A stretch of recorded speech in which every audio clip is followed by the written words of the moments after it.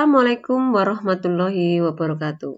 Jumpa lagi dengan Jelly pada materi Geografi fase E untuk fenomena geosfer. Indikator cuaca iklim, unsur cuaca iklim bagian keempat, awan dan hujan.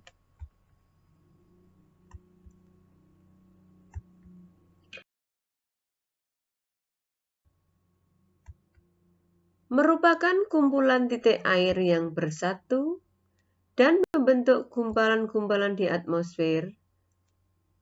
Penyinaran matahari berakibat terjadi penguapan dan udara menjadi mengandung uap air, meluap menjadi titik-titik air, dan berakhir menjadi awan.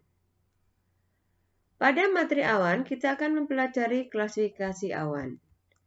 Klasifikasi awan di sini ada dua, yaitu berdasarkan bentuk dan berdasarkan ketinggian.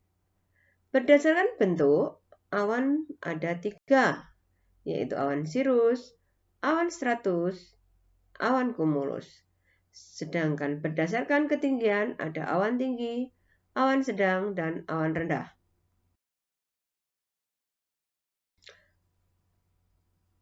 Berdasarkan bentuk dan berdasarkan ketinggian, kita jadikan satu.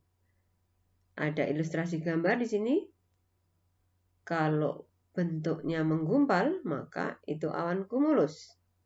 Kalau tipis, awan sirus.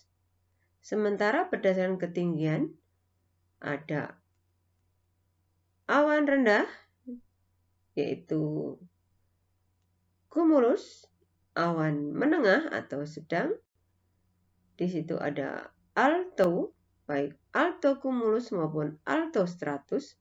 Sedangkan awan tinggi meliputi awan sirus, baik sirus kumulus maupun sirus stratus.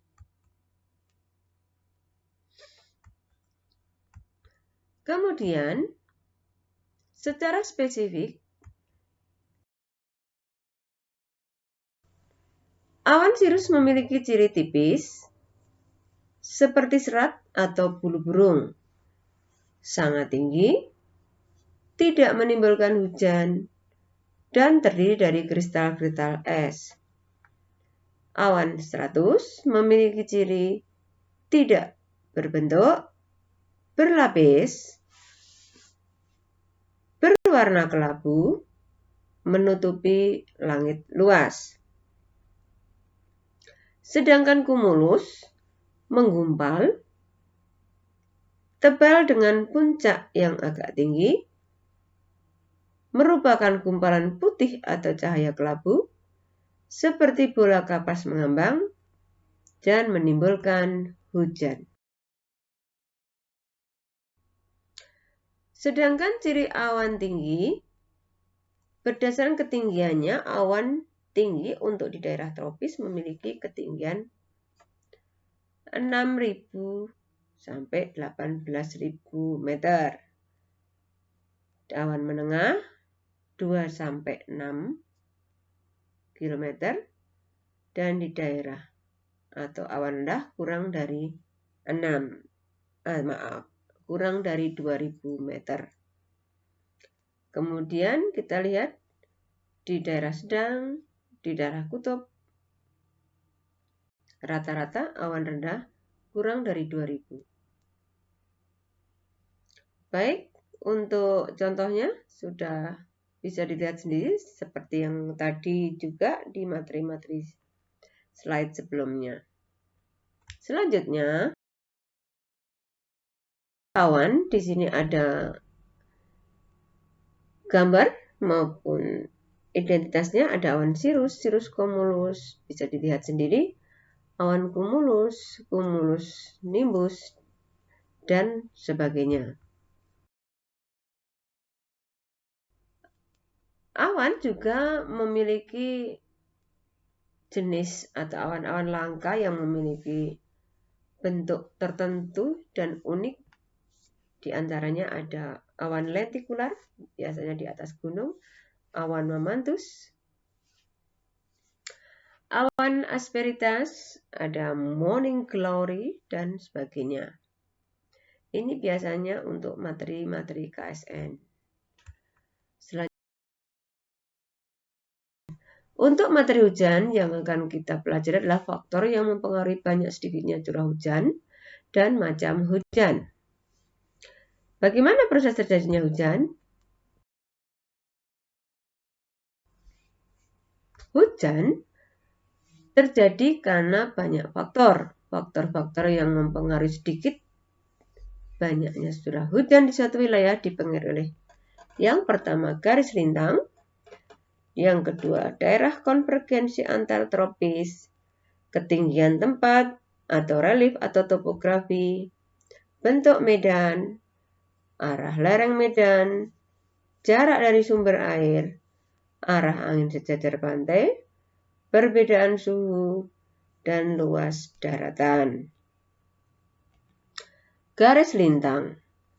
Daerah di lintang tinggi memiliki sedikit hujan. Daerah di lintang rendah memiliki banyak hujan. Hal ini terjadi kenapa? Daerah lintang rendah seperti Khatulistiwa, di mana lintasan gerak semu matahari selalu konstan di daerah itu, maka daerah tersebut tekanannya rendah. Ketika tekanan rendah, maka mereka menjadi daerah tujuan angin. Penyinaran tinggi menghasilkan juga penguapan yang menghasilkan awan, maka daerah tersebut memiliki banyak hujan. Berbeda dengan daerah lintang tinggi atau kutub. Daerah konvergensi antar tropis adalah daerah yang tekanannya selalu rendah. Hal ini sama dengan daerah lintang rendah. Untuk ketinggian tempat, arah lereng medan, bentuk medan, saya jadikan satu keterangannya. Daerah yang tinggi, apalagi daerah tersebut menghadap ke arah datangnya angin, maka dia kaya hujan. Tetapi daerah yang datar, dia tidak banyak memiliki hujan. Kemudian, jarak dari sumber air.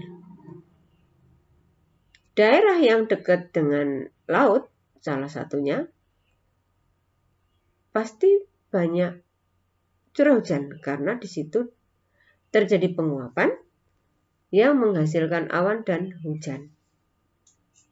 Tetapi pada daerah dekat laut yang arah anginnya sejajar pantai, dia tidak menimbulkan hujan. Hanya pada daerah yang tegak lurus dengan pantai saja arah anginnya yang menimbulkan hujan. Kemudian adalah perbedaan suhu. Darat dan laut, karena ada perbedaan tadi, maka ada perbedaan tekanan yang menghasilkan angin dan membawa awan sehingga hujan. Kemudian, luas daratan. Luas daratan ini berkaitan dengan jarak perjalanan angin. Daerah yang dekat dengan laut pasti banyak hujan. Tetapi daerah yang jauh dari laut, artinya angin laut tidak mampu mencapai daerah tersebut, maka dia miskin hujan. Hujan ada 3. Yang pertama hujan zenital. Hujan zenital adalah hujan yang berada di daerah tropis, yaitu lintang 0 sampai 23,5 derajat. Hujan ini terjadi karena angin pasat yang bergerak dari daerah subtropis ke subtropis. Di daerah 0 derajat dia bergerak naik, mengalami kondensasi, dan menghasilkan hujan zenital. Hujan ini biasanya hanya sesaat, tiba-tiba, dan butirannya sangat besar. Kemudian hujan orografis. Hujan orografis berkaitan dengan faktor tadi, maka daerah yang topografinya kasar, menghadap datangnya arah angin, dia akan banyak hujan. Karena hujan ini terjadi karena udara naik. Ketika udara sudah tidak mampu menampung uap air, maka akan turun menjadi hujan.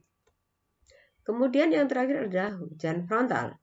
Hujan frontal terjadi karena pertemuan massa udara dingin dan udara panas.